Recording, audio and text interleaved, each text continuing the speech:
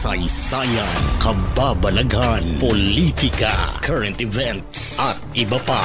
Huwag magpahuli, ating alamin, tuklasin dito sa Historiador Filipino. Congressman, isa sa mga posisyon ng mga politiko sa gobyerno na nirerespeto, hinahangaan at minsan ay kinakakatakutan ng iba. Makapangyarihan ng kadalasang paningin ng halos lahat sa mga congressmen. Sa mga pelikula naman ay kadalasang mga illegalista at abusado ang palaging papel ng mga politikong ito.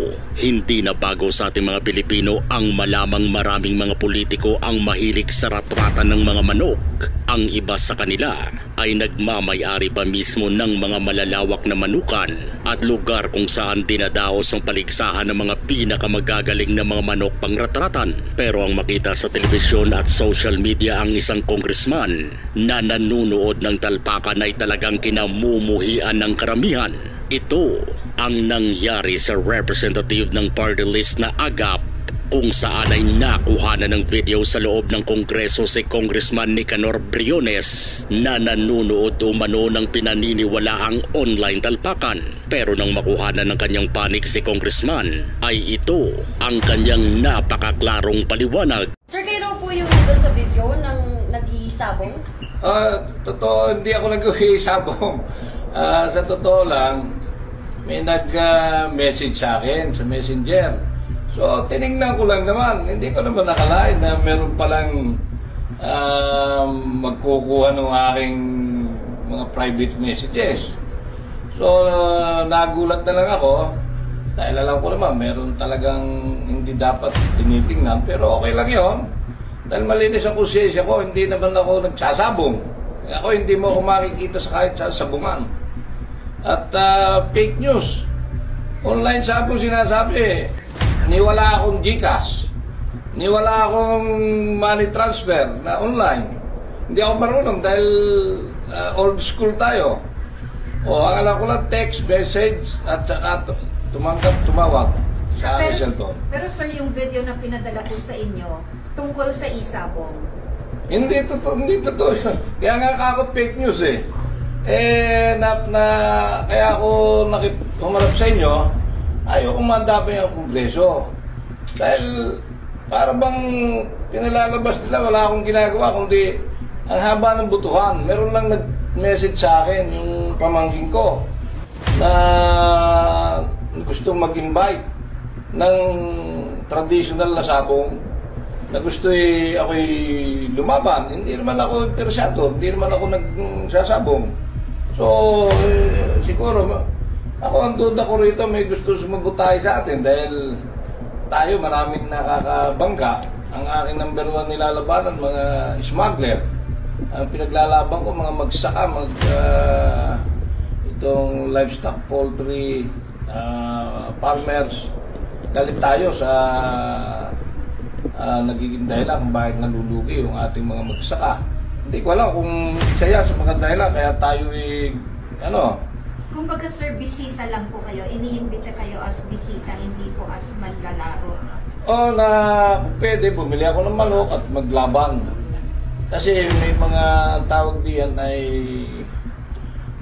itong nagsusulisit ng fundraising. Marami. Iba't ibang klase nagpapasabong.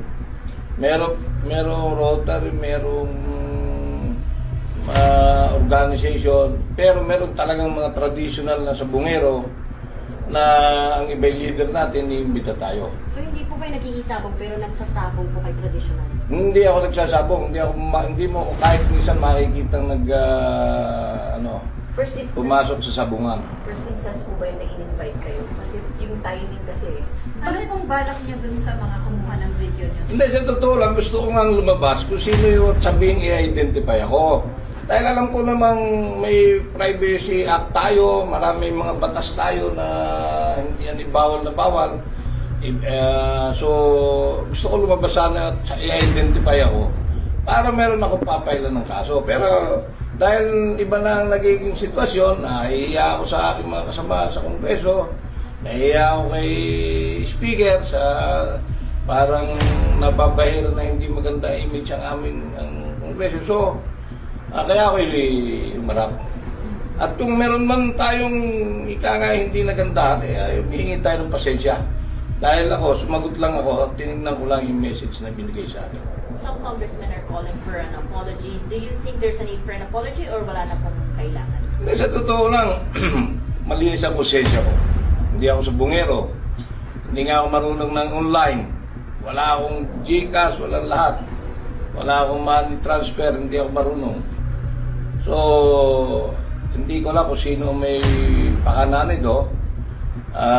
Sana lumabas, magpakilala.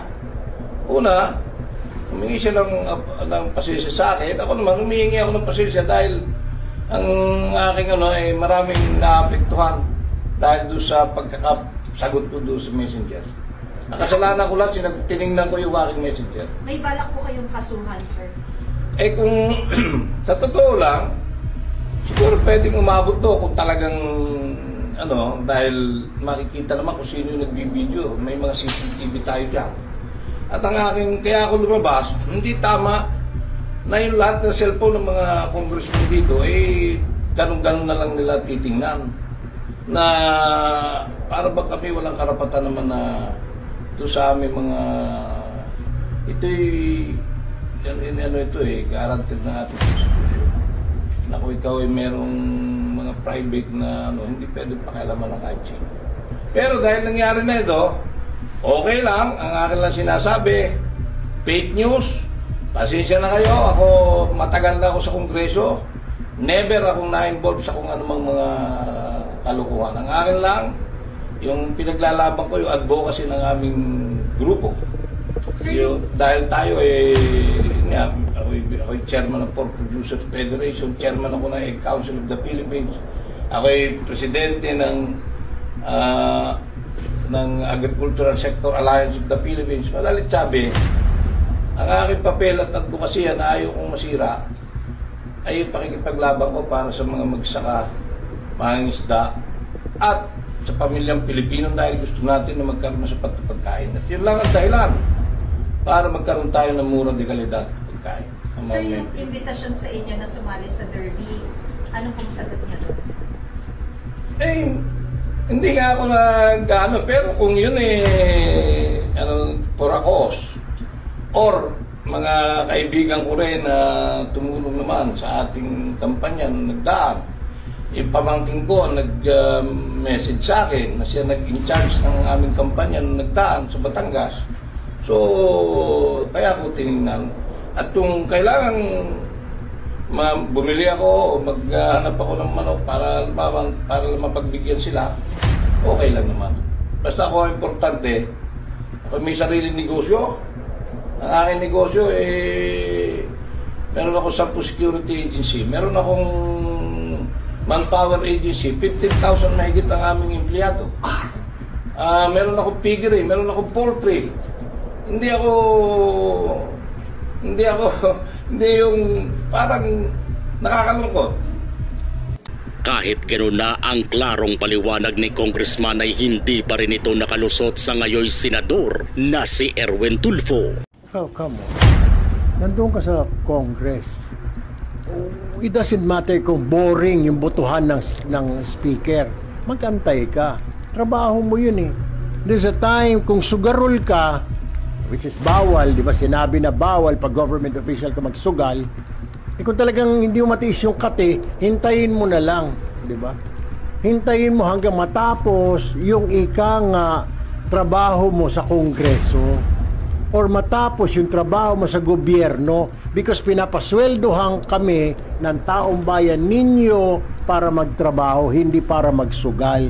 Nakakahiya naman. You pay us thousands and thousands and then magsusugal lang. Number 2, bad example. Sinabi na nga ng gobyerno, bawal ang sugal. Bawal ka magsugal. Ba't ka nagsusugal?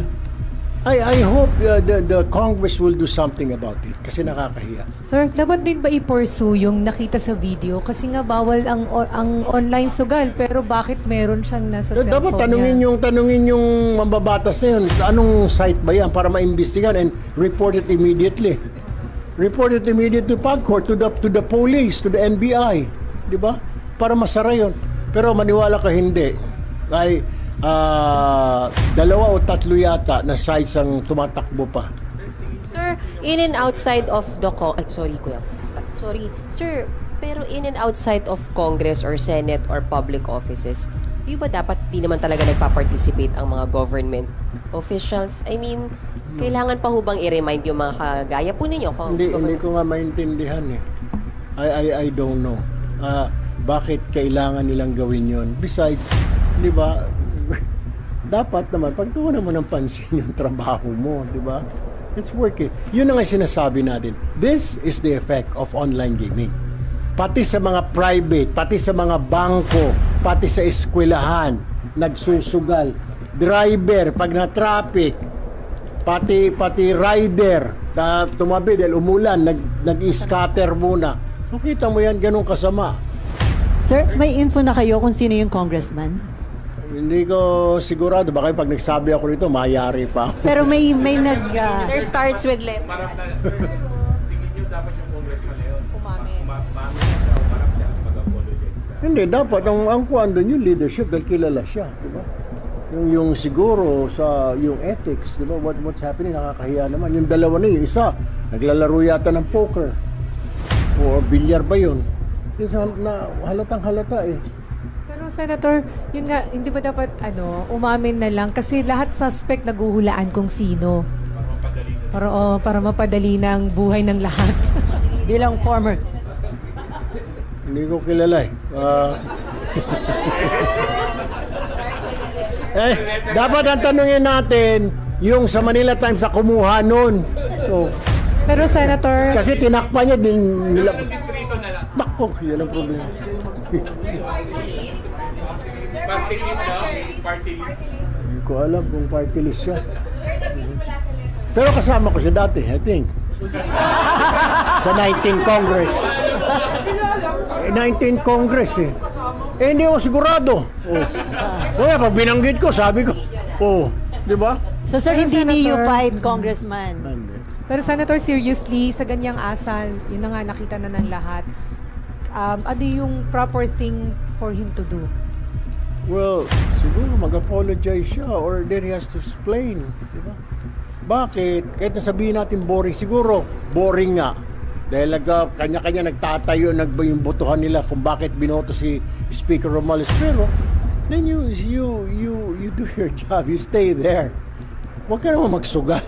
Dahil binabayaran ka, pinapasweldoan ka ng gobyerno, tapos nagsusugal ka. What?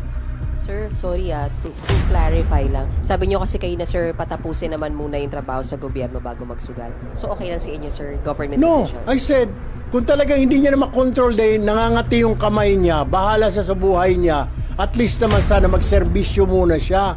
My point is, bawal nga di ba? I said before that, na bawal lahat ng government officials.